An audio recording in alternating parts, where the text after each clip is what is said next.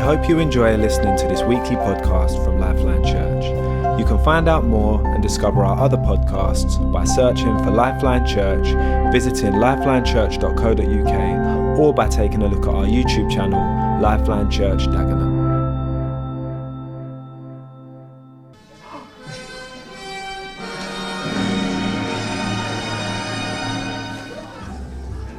Now, not many of you will be old enough, to know this is your life.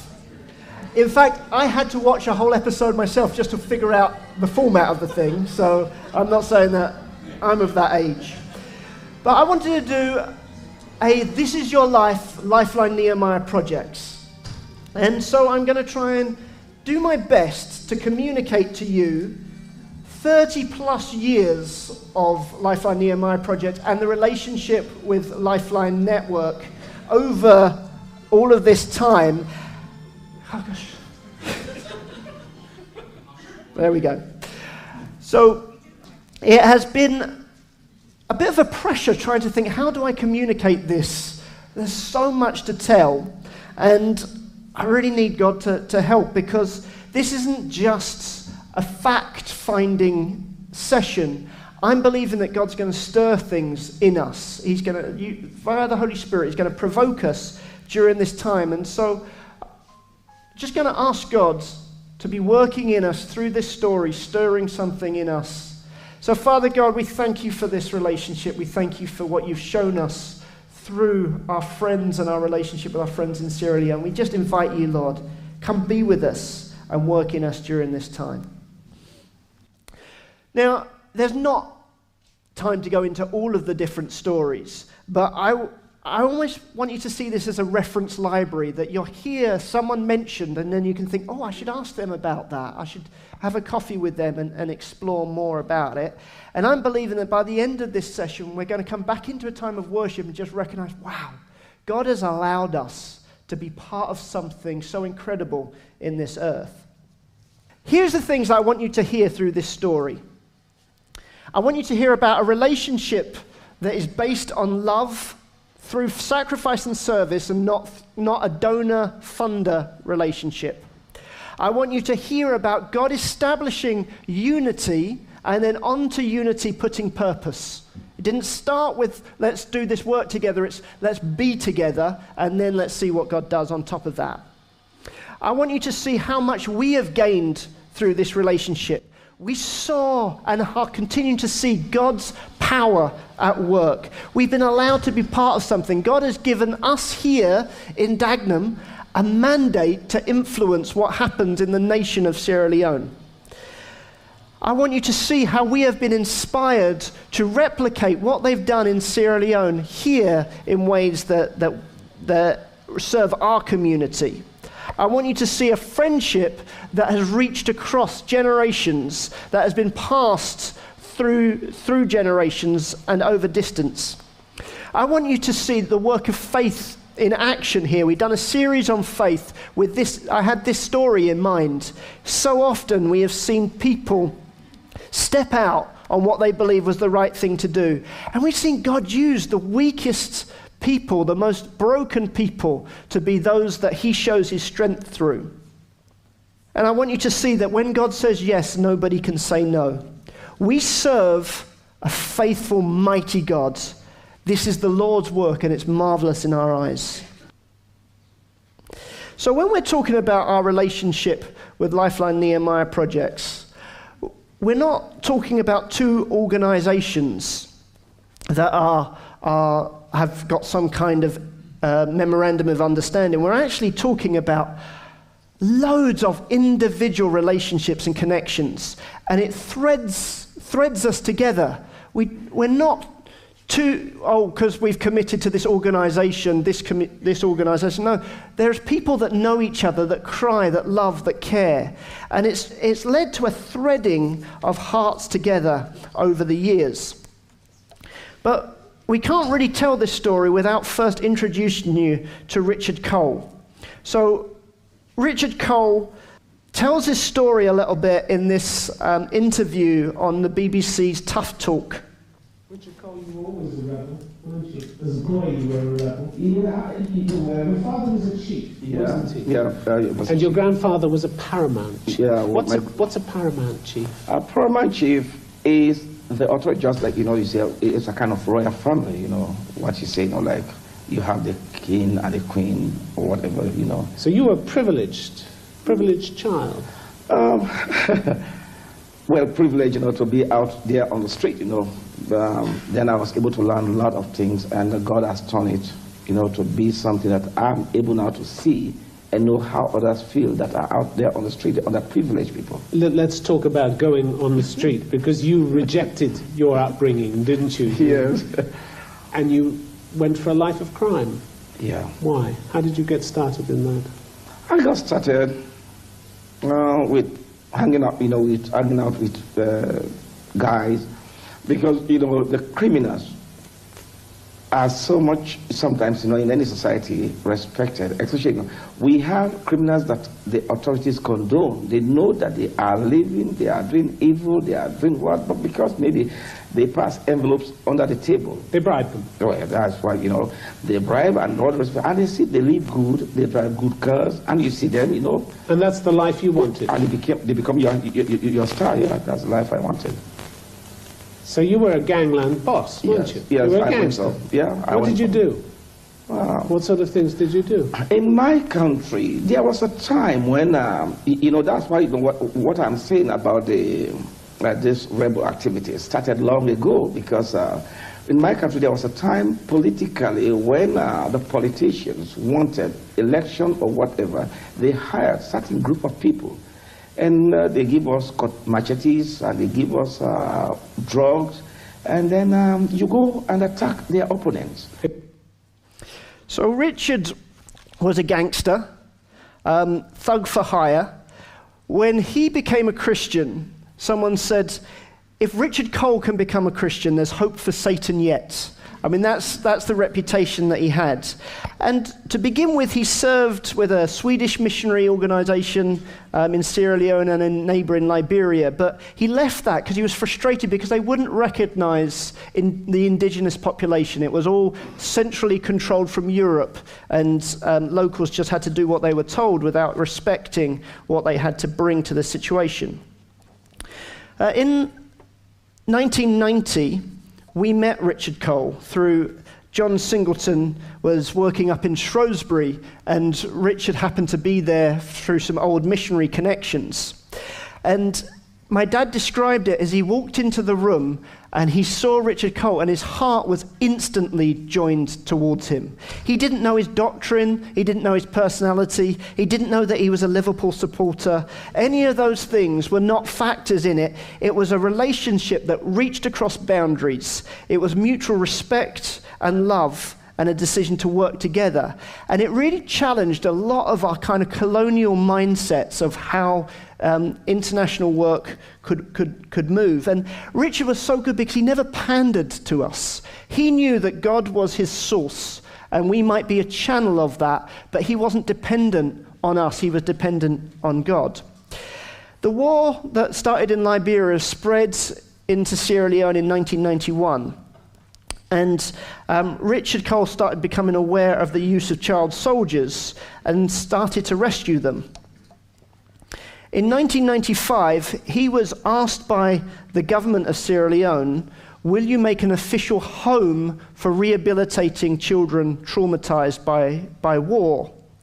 So my dad at this point was in California, and Richard Cole somehow managed to find his phone number and called him in California. And he said, the government's asked me to do this. Will you partner with us in this venture? And my dad said he came off the phone and he heard almost the audible voice of God saying, if you trust me in this, I will show you my naked power. There was a covenant agreement that was made between John and Richard that we still live in the good of today, and we have seen God's naked power. So we were given, we were leased some land, and it was like God was looking for that heart joining, first of all, to which he put his purpose on. And we didn't know what we were getting into at this. And it would cost us financially, emotionally, and in prayer. But we got so much more out of it. So 1996, this land was handed over to us. And this was some of the early footage. In the mid-90s, a church in Sierra Leone started to meet in a dilapidated building on the outskirts of the city, capital city, Freetown. Many had personally experienced the atrocities of the 10-year civil war. Many lost their homes and family members, yet they knew they were part of the answer to see Sierra Leone rebuilt on solid foundations. Lifeline West Africa Indigenous Ministry began to restore the building they had been given with the help of organizations and churches in the UK and USA. This building became the home of the Nehemiah Projects and later the Contola Community School, reaching out to vulnerable, rejected, and hopeless children and young people. Now, in 1997, with the war still going on in Sierra Leone, we see in May a coup where the army took over.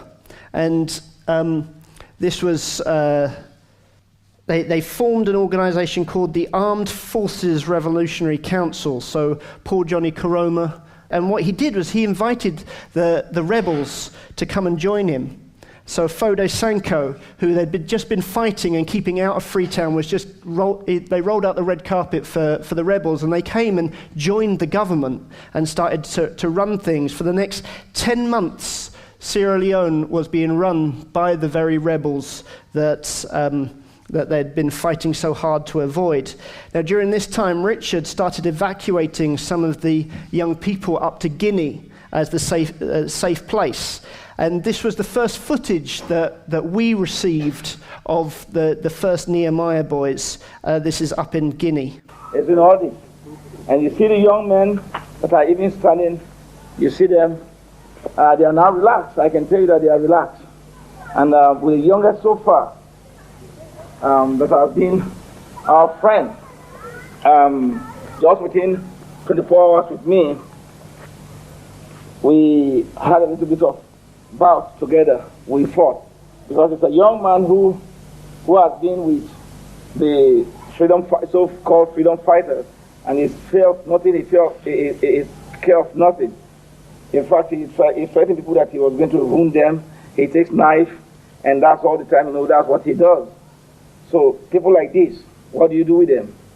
You have to cuddle them. You have to show them love, and at the same time discipline them. And but we thank God that actually he's a little bit calming down. And I don't know who can a little bit talk about him.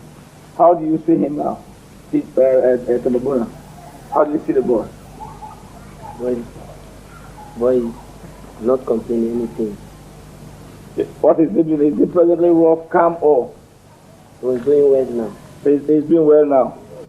So that was Musa is 8 years old, was already a killer at that stage, and here Richard said we had to have a little fight earlier because the kid just didn't know anything other than violence. And these were the kids that Richard was bringing into his home, mixing with his own son.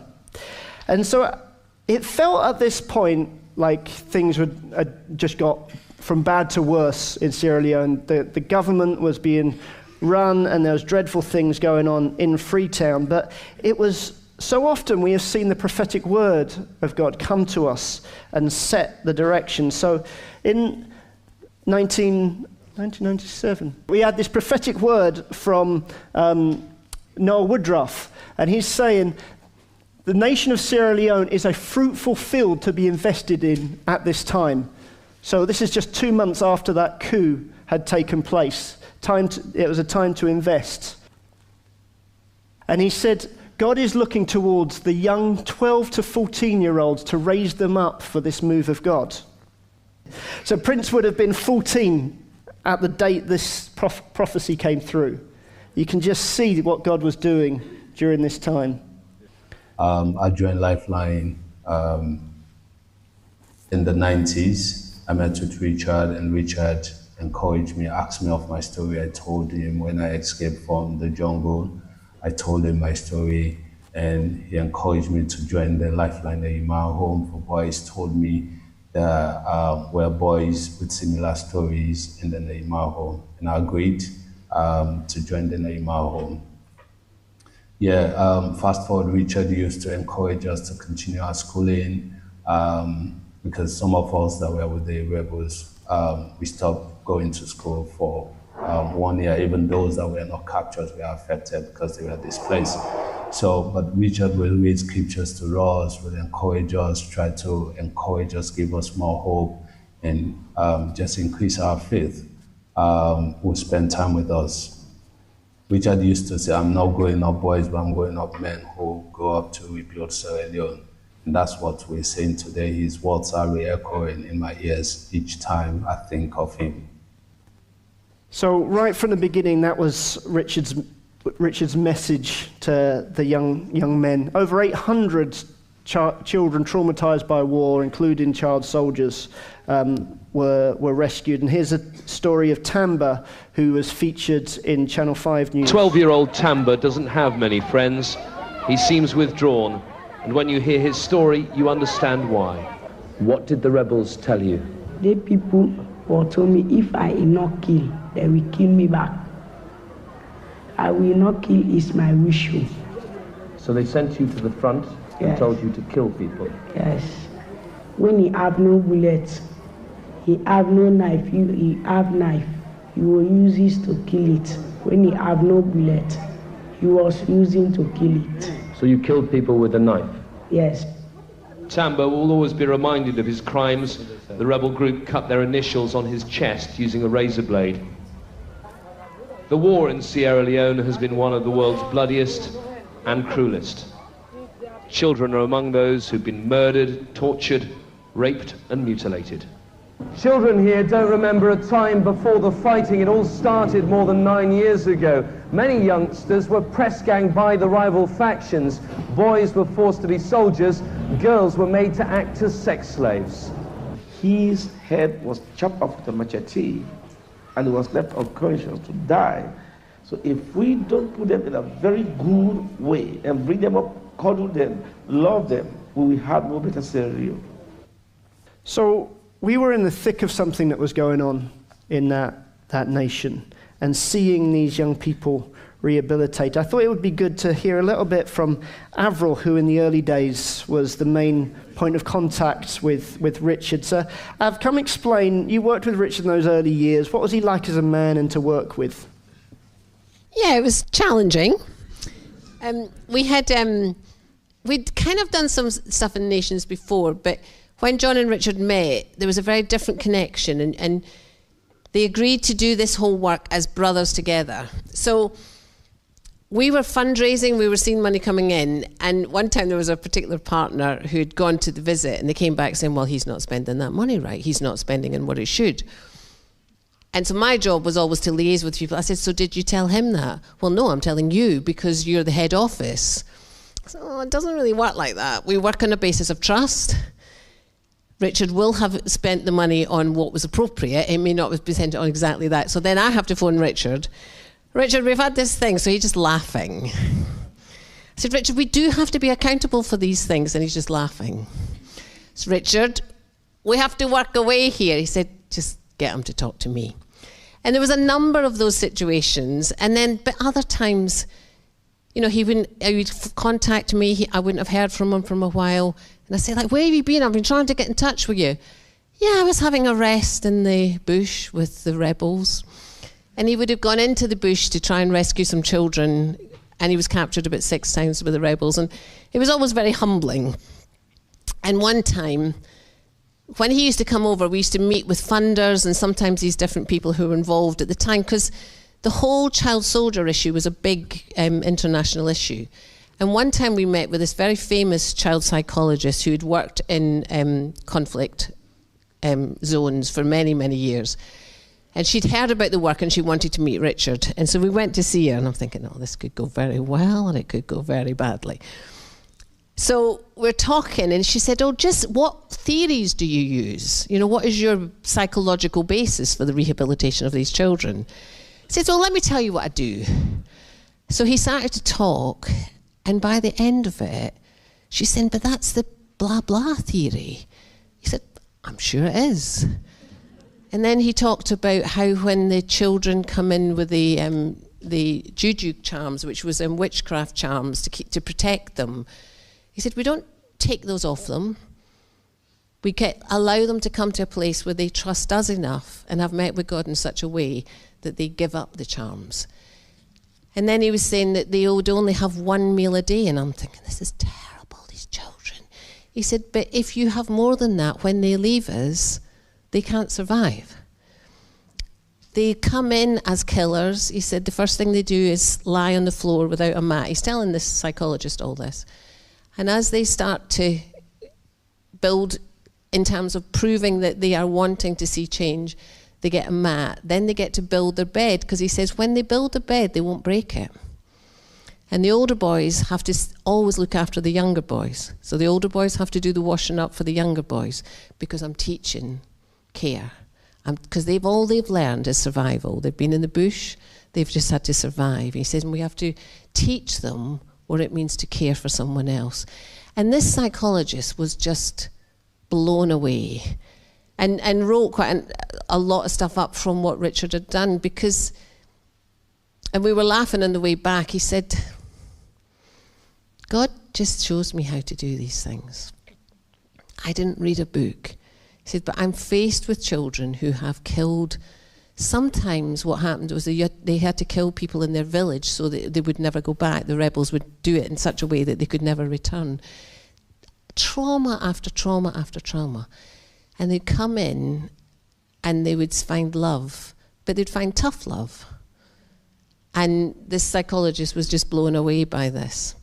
So I think for me, it was that amazing walk of kind of connecting with somebody who was hearing God all the time. We had some very robust conversations at times, but that was part of it, and it was always a lot of fun. So I found a box full of all of the old faxes and letters that were written and notes. And so in this one, we're seeing that they're describing what it was like when the junta were pushed out of Freetown, how the rebels were just mercilessly killing people in revenge on their way out. And Richard had just got back from Guinea, and it was a complete trauma. And meanwhile, in the UK, we're having a church split at that point. And this phone call was from that Avril had with Richard's son, Yaka, his wife, was, I think you should go and stand with John because he needs you. It's just like, wow, that you would be thinking of us in a time like this. One of Richard's greatest lines was he was asked once, is it nice being in the UK away from the war zone? And he said, whether I'm in a war zone or I'm in a peace zone, the safest place is to be in the will of God. Also in 1998, we had Lynn felt God tell him to run the marathon to raise money. And that, again, lifted our mindset in how money could be raised and how we could participate in the things that God has called us to. But as the war continued, we saw violence get worse again in 1999. This is a fax that was sent to us. So what you can see here is we're surrounded with our 8-year usual sounds, guns. So you can hear guns around them in the community. And they're doing an all-night prayer meeting on going into the 1st of January. And they're praying for us. They're praying for the network. And they even say, even if we are forced to get into a cave, we're with you. And, oh, by the way, Hastings, just a few miles away where your flights leave, there was an attack there and loads of houses were burnt down. This was probably the darkest point of the war. The 6th of January 1999 was the invasion of Freetown, where the rebels pushed their way in, completely caught the defending army unaware, and it led to a 3-week siege within Freetown, where the rebels controlled half of it and the peacekeeping force controlled the other half. We didn't really know what was going on until we heard afterwards. So this was a fax that was sent by Richard on the 29th of January. And he just describes, thanks for prayers since the 5th of January to present date. God has been so good to us all. By his grace, we were able to evacuate our boys from the home, the east to the west end of Freetown, after 17 days of intense battle, bombardment, and barbaric mutilation of innocent children and women, raping and burning of homes and people. There are 66 boys. Altogether, there are 144 people in my apartment. So he had an apartment in Freetown, and people fled from where the attack was, and they all sheltered in his home. This includes church members, workers, and their families. It's quite a demanding situation on me and Jaker, but we just can't help turning our back on people, most especially in needy times like this. A good number of these families lost their homes and properties in the blaze of fire. Some barely survived with their lives. For this we praise God. Jaker and myself had to empty our wardrobe to help. The rebels attacked the city at precisely 2:30 a.m. Most people reached us in their pajamas and nighties. Prices have tripled, and subsistence is now of key concern. So 144 people in an apartment for 17 days. Not ideal. Remember PJ telling me the story of the septic tank getting full and them having to climb down into the septic tank with buckets and emptying it in amongst rebels walking around and things like that. This was also the time where PJ was told, don't look over the balcony, even when there's a firefight going on. Of course, PJ looked over the balcony, got spotted, got mistaken for a rebel sniper, and had an RPG shot at him, which hit the balcony but set fire to the ceiling inside the apartment. So 144 people trying to put out the building on fire. So after this, they returned to Kuntula, where the school was one of the only buildings that had not been burnt to the ground. So moving to 2000, the rebels were pushed out and they were back in the countryside.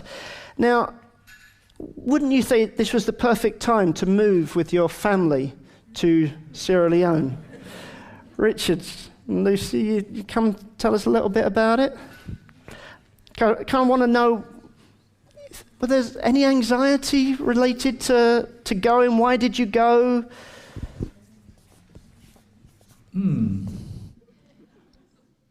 Yeah, I think you start off with that one. Anxiety. No, let's start off by why we went. Okay, why we went. Number of reasons why we went. We'd felt for a while that God was calling us to go and work with Richard. We'd met him first. We joined Lifeline back in 1988. We were at Leighton then, and he started to visit, and he came to see us a few times. And I just want to hold these up. Okay, show us your age now. Who knows what these are? Yes, some of you. These young people have got no idea, have they? All right, this is how we used to write, send international letters. I'm not sure even Jamie knows what this is. So this is on AML paper, and I've just got one of them. I kept these are from Richard Cole. Okay. In 1996, he said this: "Dear Richard and Lucy, thank you very much for your prayers and love. We do remember you daily. It's God that brought us together. You might have known by now that we have been granted the place by the government for the boys' home. Brethren, let's just wait upon God. God's vision tarries but must come to pass. Have faith in God, for your heart desire. God is in control. Just wait on him." And we'd started to become his friends. Okay, so we had the call of God, but we also became good friends with him and Jaker and PJ.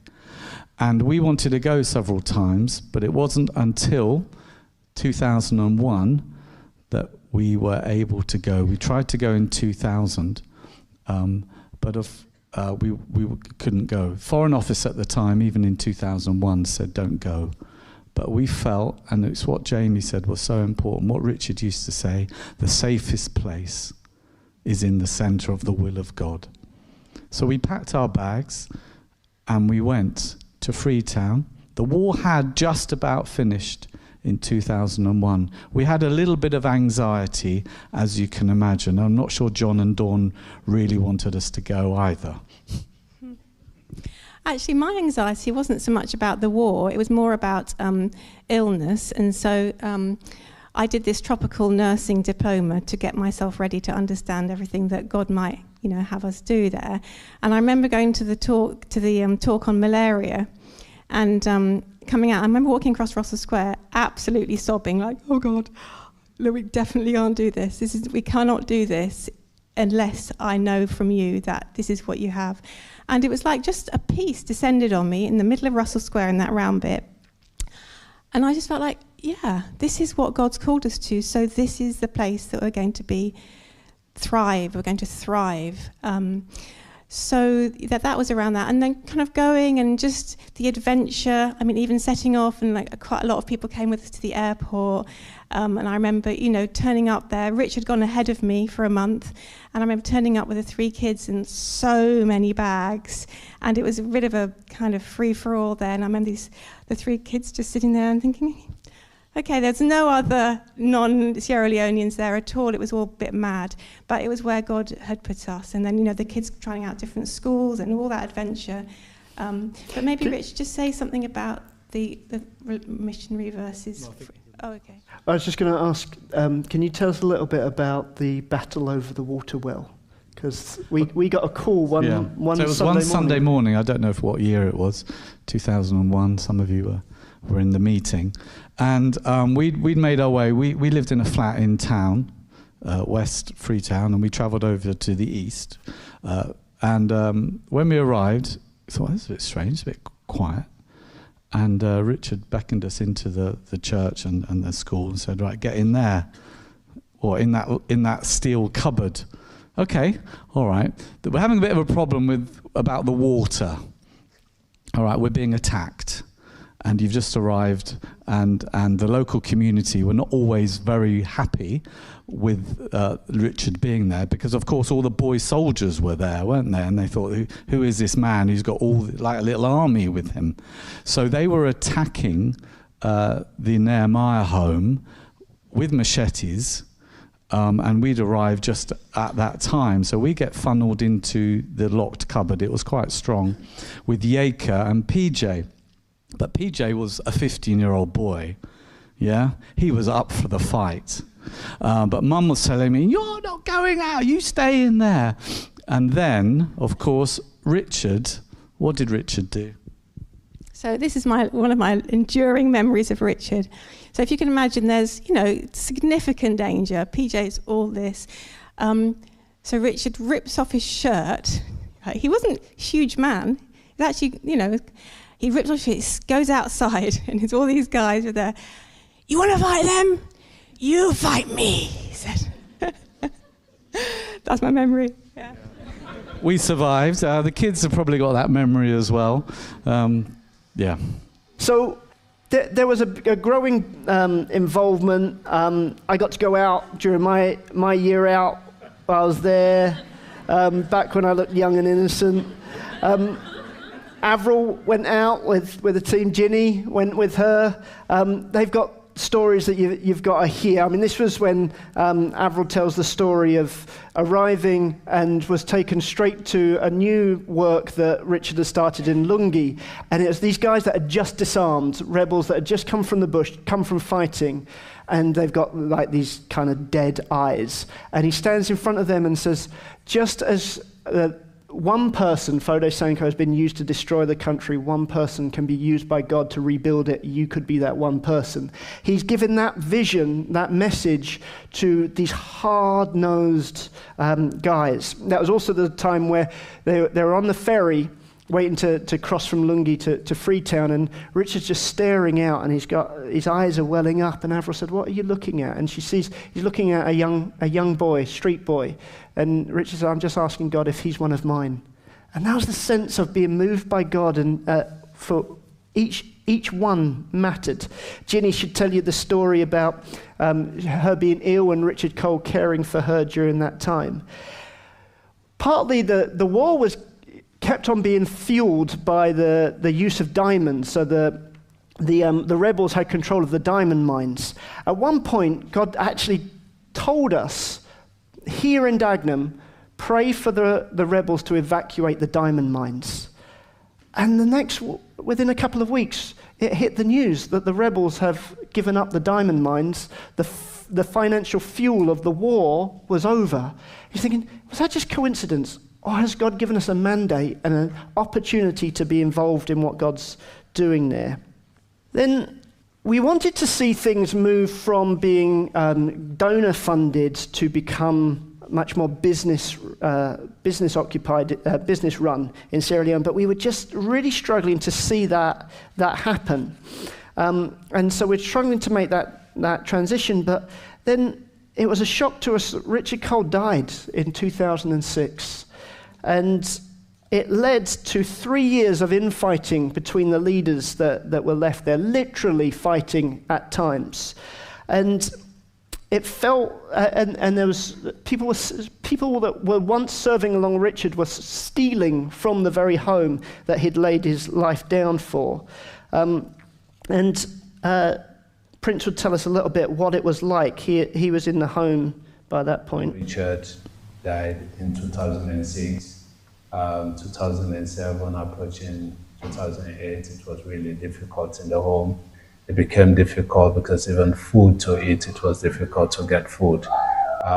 Light to study for those that were going to school, it was difficult. So it was, you can't even talk about clothes or beddings or even toiletries, because even thing for it was difficult. So during those days, we weren't able to reach out to the team in the UK. There was that cutoff. But fast forward in 2009, in the wisdom of the leadership team in the UK, they sent Nathan and Jamie to come, and they met with us. We were able to share heart about the vision and even explain. For me, I expressed my concerns to Nathan and Jamie that Richard used to say there's a very solid relationship between him and John Singleton, but we've not heard from John Singleton. But since they returned, they gave feedback to John Singleton, and John Singleton was able to give us a kind of assuring statement. So if you can imagine what it must have been like during those 3 years, everything that we'd invested, we'd been part of something, and it was hanging by a thread. We still had some funding that was coming through Lifeline Network to Sierra Leone, but that was about to expire in 2009. We thought there's nothing that's going to hold us together. Let's hear it from Nathan's perspective. Richard Cole was a huge influence in my life, and actually for us as a church he was a huge influence. And the work that he did rehabilitating the boy soldiers was amazing, and we were very invested in it. What can we be doing to replicate what Richard Cole was doing in Sierra Leone? It's so significant. And that's what really started our work with Lifeline Projects. We started to see what the need is today that we can support. In 2006, he passed away, and the work really went into rot. There was leadership struggles and chaos, and we didn't know. There were legal battles going on. We were being sent news clippings from different papers, from different factions, and we didn't know who to believe, and we didn't know what to do from the distance that we were at. And it felt like all the work there was for nothing and was lost. But I remembered that Richard Cole said in starting the home and the school, he wasn't just rehabilitating boy soldiers, he was raising boys that would lead the nation. And so as we were about to give up hope, we had the thought that there are boys that can lead the work there. So we decided, let's take that youth conference to Sierra Leone. In the midst of the conference, we expected to discover the new tier of leaders, the young boys that were running things that were not being recognised. And so we went out, we ran the conference, and we found those people, those young lads, Prince being one of them. And so we just started to recognise them and encourage them, and before long they were able to take the lead. In the midst, Richard Cole put something into me about Sierra Leone and the sense that I could have an influence there.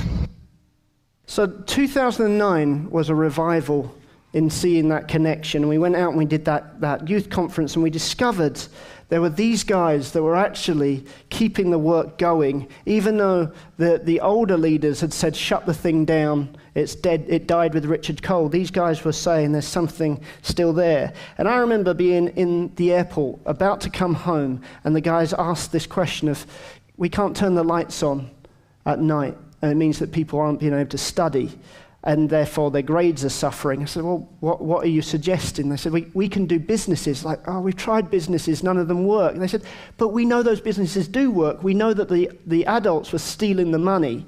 We could make this work.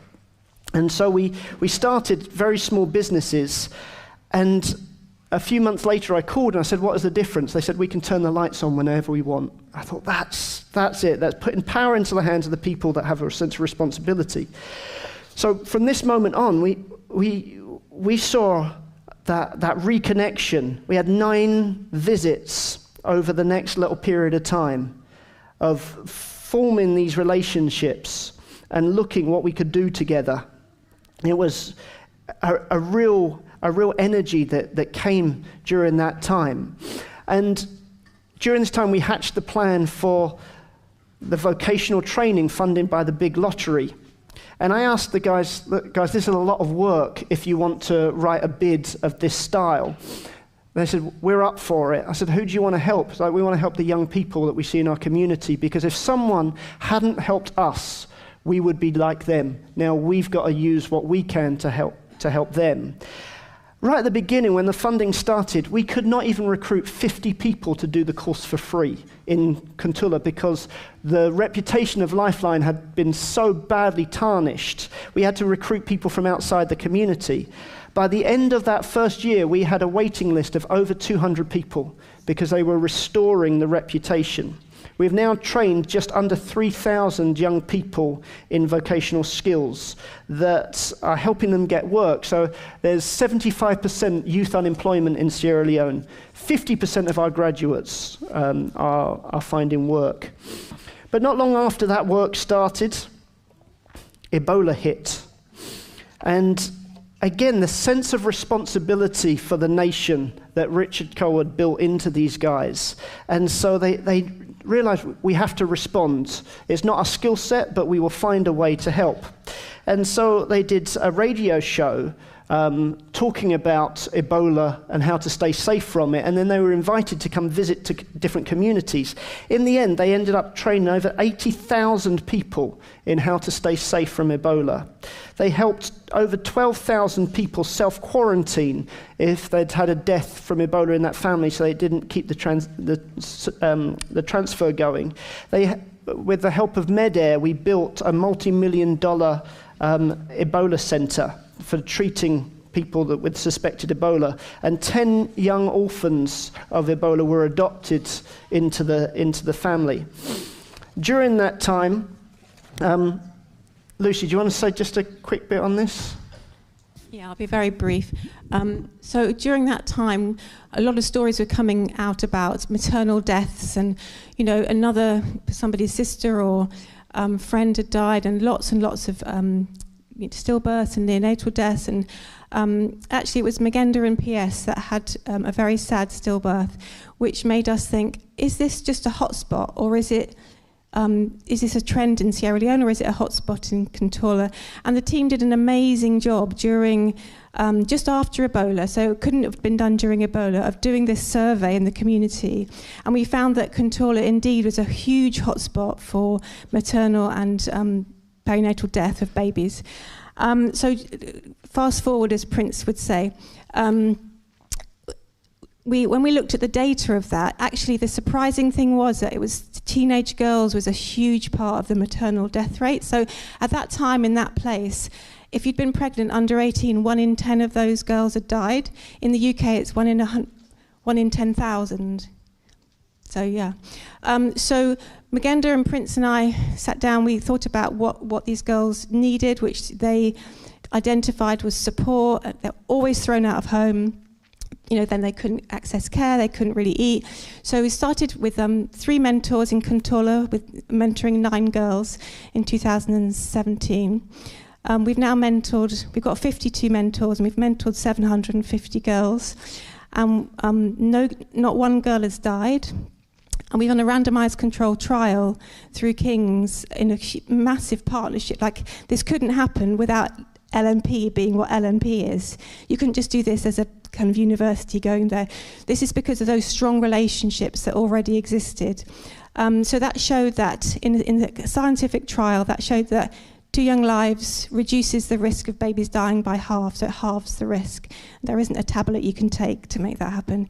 So I just, that's a very little story, but this is Magenda, this is Prince, this is, PS, this is the team there with some facilitation and some support, doing what they know is a solution for their community. Yeah. Great. 2016, more funding meant that we could do some training with a farming community called Pundaru. I'd have to tell you that another time. Great stories coming out of that.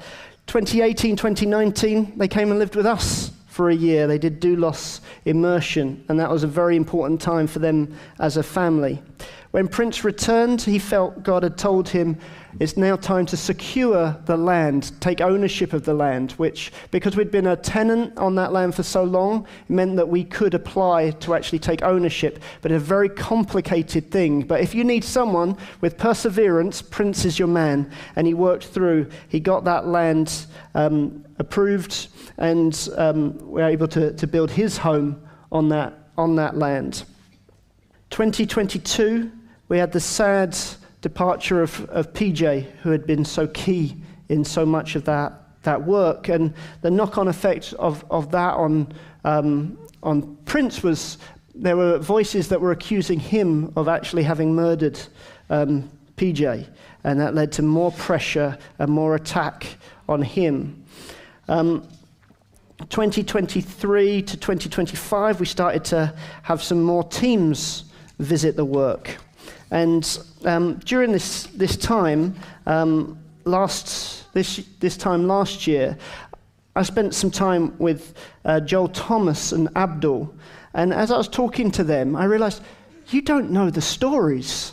You don't know the stories of Richard Cole or the battles that have happened. And so I spent 2 hours just telling them one story after another. And you could see them growing during these stories. And I said, you know what? We need to celebrate that next year, in 2026, will be 30 years since the Nehemiah Project was started. We need to celebrate this because we need to remember what God has done, the triumph that we have been part of, the use that God has given us. And that's why we're having this party next week, because we want to take time to say, God, you have allowed us to be part of something incredible. We have seen your naked power during this time. We have seen the protection of the work time and time again. Now, I have no time to even mention the latest land crisis that we're in. We're in the end game now. We are seeing the powers that have taken this land cracking, and I believe it's only a matter of time before we see God completely turn this situation around. My little romantic dream is that it cracks this coming week ahead of your arrival, the team's arrival. Here's just some closing words from Prince. The relationship between Lifeline Nehemiah Projects and that of Lifeline UK, it has been a very productive relationship and very strong relationship. It goes beyond just funding, it goes beyond just boundaries, it goes beyond just the funder and the one that's receiving the funding. There's been a real connection And it doesn't start with us. It started with Richard and John Singleton and others. So we are standing on the shoulder of great men and women who have laid solid foundation over the years upon which we are building today. And they will impact in having inroads in so many of these districts across Sierra Leone. So thanks so much. With the relationship, we know we are not alone in this journey. We are all working together. Come the 4th of April, we are going to celebrate a good work done over the years. Thank you so much, and we'll continue to impact more lives. Take care. God has allowed us to be part of something here. And I want next week's party to be on the basis of, God, you have done marvelous things in our eyes. We give you thanks that you've allowed us to be part of this. The same God that has been working for the last 30 years will be one working for the next 30 plus. We get to have our own stories on top of the shoulders of giants. And it's not just in Sierra Leone. Remember, even Nathan said, we were inspired to do here in this community what we saw them doing there. We've got this new building. We've got so much that God's given us. What is our victory? What is our step of faith today? What is our Richard and Lucy November experience today? God's spoken to us about faith. What great representations have we had in the past? Why don't you just take a minute while the band's coming up, and they're going to help us respond. Just talk to the person next to you. What has God provoked in you while you've been listening? And then we're going to take a time to just take this back to God and thank him and honor him for allowing us to be part of his expression of himself here on this earth. Thank you for listening to this podcast by LifeLine Church. We hope this message has been an encouragement to you. We are a relational church who live to demonstrate God's love to one another and our surrounding community in real and practical ways. We believe that this love can restore our families, our friendships, our communities, and our nation. We'd love to connect further with you, so please visit our website, lifelinechurch.co.uk, or interact with us on Facebook at lifeline.church.uk.